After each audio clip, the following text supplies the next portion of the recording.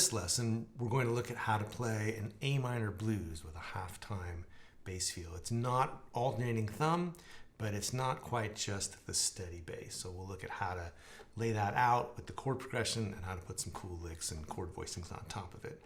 If you want to download the tab for what I just played, you can go to the link below or the link on screen, sign up for my newsletter, and get the tab for this lesson and for a lot of other lessons here on my channel. So the idea here is to take a steady bass blues where you'd ordinarily just be playing the same bass note on every beat, and then putting your blues licks on top of it.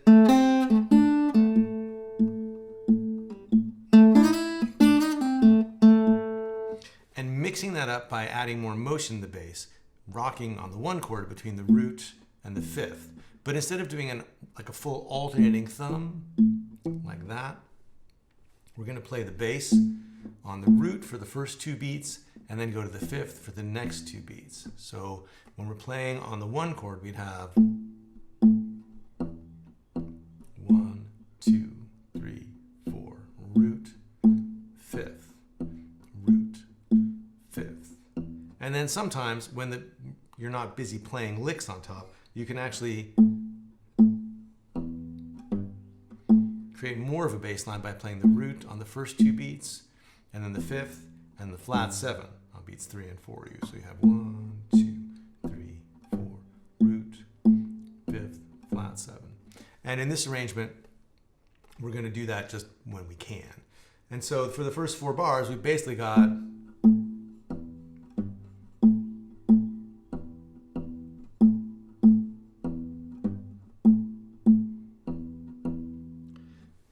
then we get to the 4 chord, except that it's not the 4 chord. On an A minor, on a minor blues, especially in more of a swing or a jazz idiom, instead of going to the 4, which in this case would be D minor, you often go to the 6, which is the relative major of the 4 chord. But the idea is basically you replace the D minor with an F chord. So bars 5 and 6, we're going to have F, and we're going to rock between the root and the fifth of F. So we're going to have F for 2 beats and then C for 2 beats. And then we're back to A minor.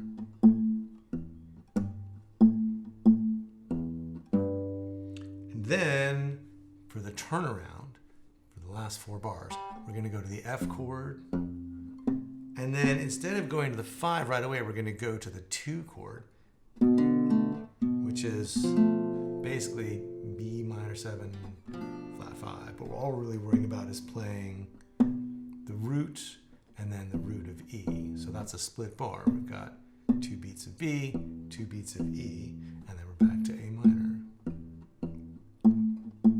So the whole chord progression gets spelled out by the bass. So 4 bars of A minor, and then 2 bars of F, and then back to A minor,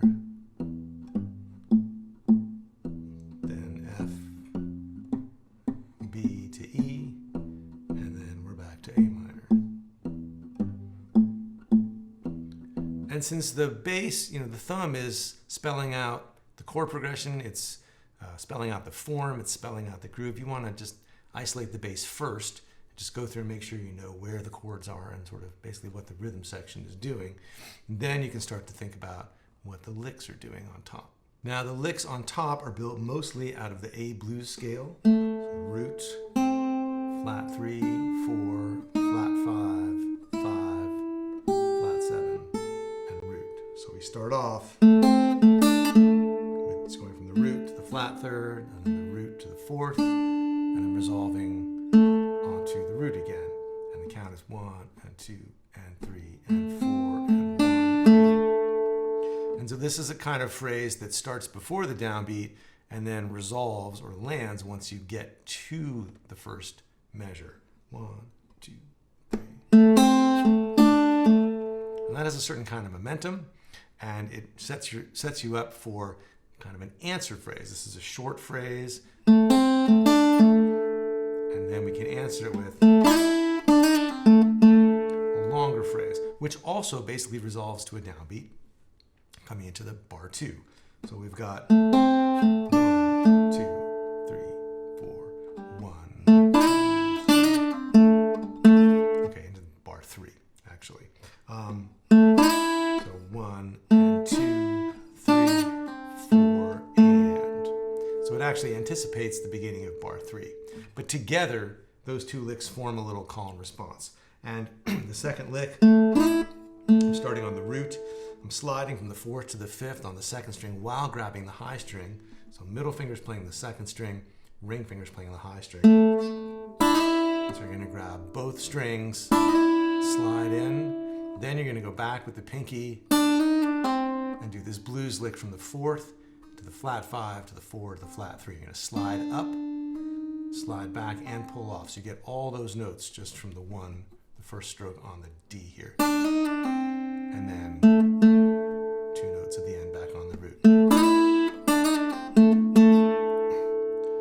Now when we come into the oh yeah, and then there's this answer. So this is really, if we think of this as a call and response, and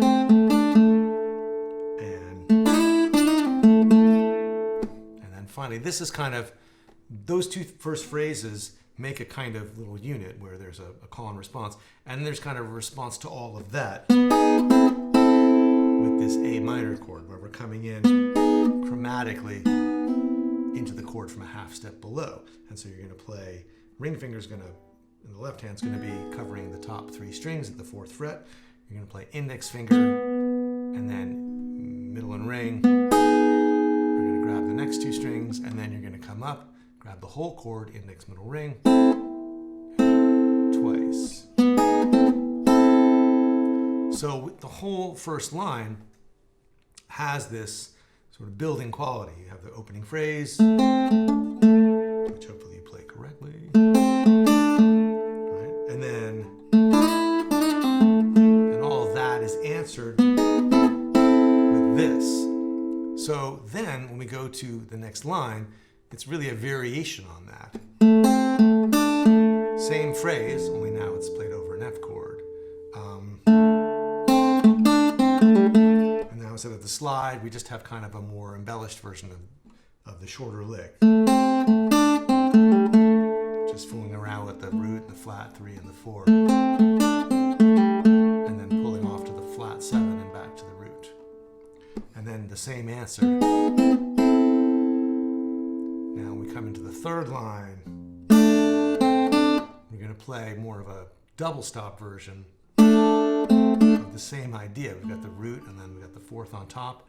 We play those together, and then flat 3 to 4. And then we get into what to do over the 2 to the 5, and we've got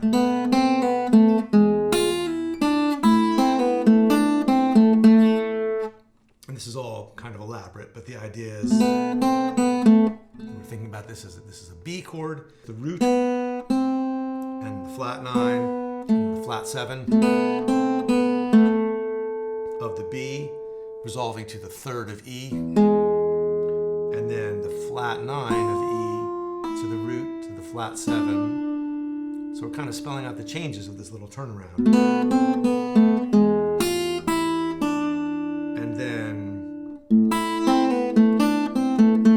just a sort of elaborate little figure on the A with the 5th, the flat 3, pulling off to the 2, to the root, to the 4, flat 3, and the root again. And so really you could also,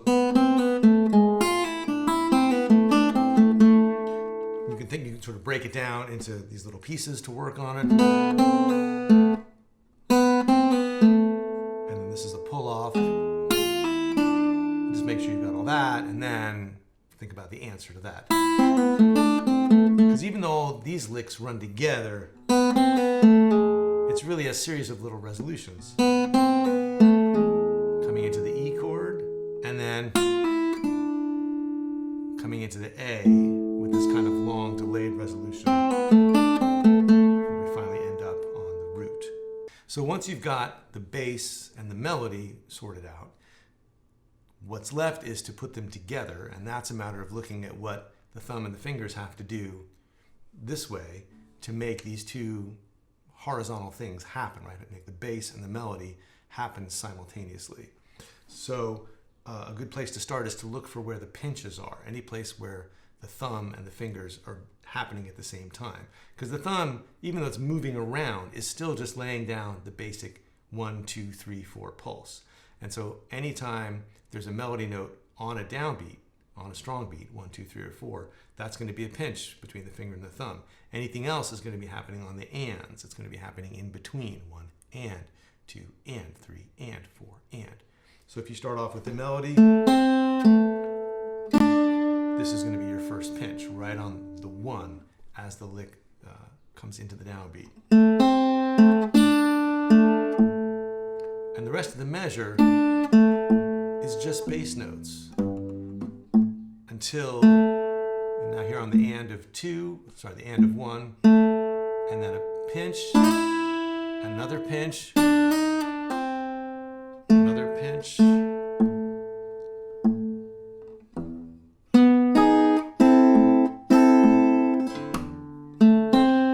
So in that first line, you can go through it measure by measure. There's only one pinch on this downbeat of 1, and the rest of the melody, the rest of the bass is kind of for free because your thumb is, you can just operate, right? Like there's nothing going on with the fingers in the rest of measure 1. And then measure 2, 1, and 2, 3, oh sorry, 1, and 2, 3, 4, and 1. Again, more bass.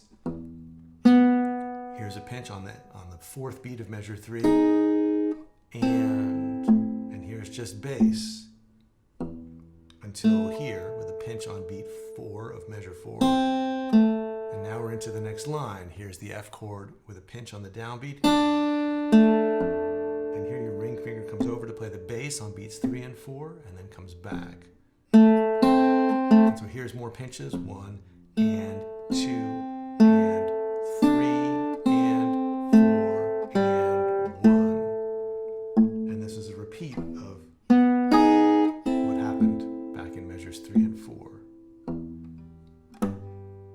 And now we're back into the F on measure 9 with this double stop on the and of 1. Here's a pinch, pinch,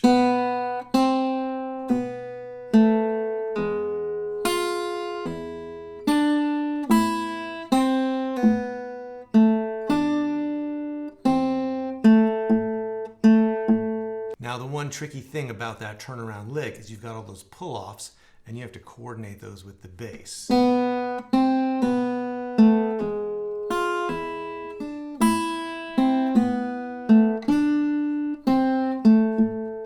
So we've got 1 and 2. That's a pull-off with the bass. That's a pull-off with the bass. That's a pull-off with the bass.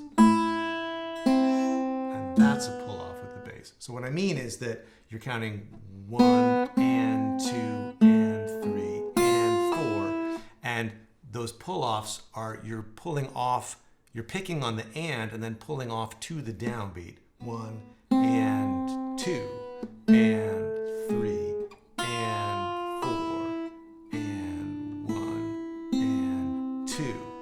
And so every time that happens, you have to be able to do the pull-off and synchronize it with your thumb. So you're not actually pinching on the downbeat, you're synchronizing the pull-off with the thumb. So the first thing to do is just to make sure your pull-off technique is happening. And so think about the fact that it's not lifting off, it's pulling off. You're going to keep the finger pressed to the fretboard as you pull to the side so that there's this plucking motion when you take your finger off the string.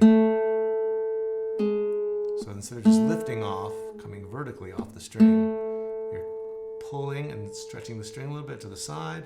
I'm exaggerating it, but then when you pull off, you can actually feel the string release from your finger like your left hand was plucking the string.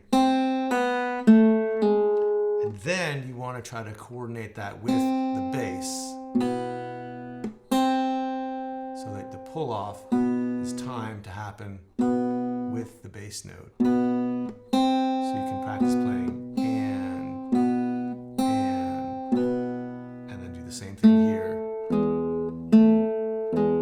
and here and here. So then you can go back into the phrase.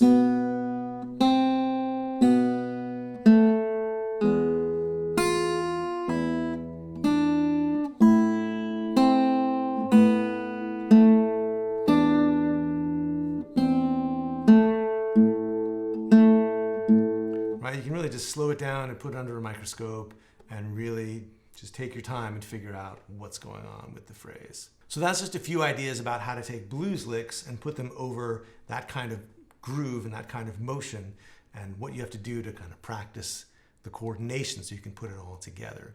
That kind of bass line is a really good solution for fingerstyle guitar. It's not alternating bass. It's not sort of as busy as a walking bass, meaning there's not as much to keep track of. It doesn't come from any place specifically guitaristic. It really comes from the way that bass gets played on swing recordings in the 30s, where instead of having a fully walking bass line, the bass is still playing this sort of intermediary step where you hear, the note kind of changes every 2 beats.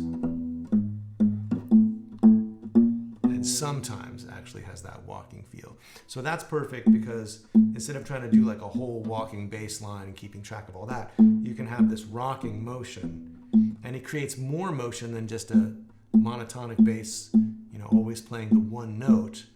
But there's enough motion that it keeps things moving, but there's not as much to keep track of, and you can start to put those licks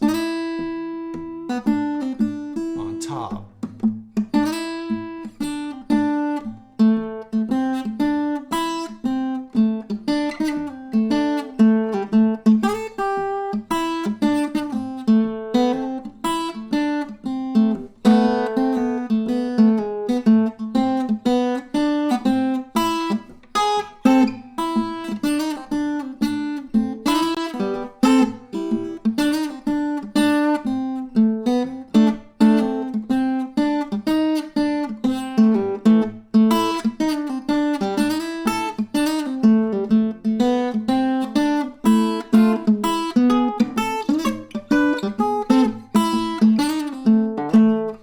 So it gives you a certain amount of latitude without tying up your thumb too completely. And once you do practice a specific chorus of the blues like this that I've given you, then you can start to try to swap in different blues licks over that bass. And you may need to sit and kind of work them out one by one at first, but eventually you will be able to kind of, mix and match different licks and play them over the bass. And that'll give you that sense of freedom so that you feel like you're really starting to improvise in this groove. All right, so once again, if you want to download the tab for this lesson, go to the link below or the link on screen. Check out the tab from this lesson and from a lot of the other lessons here on the channel, and I'll see you next time.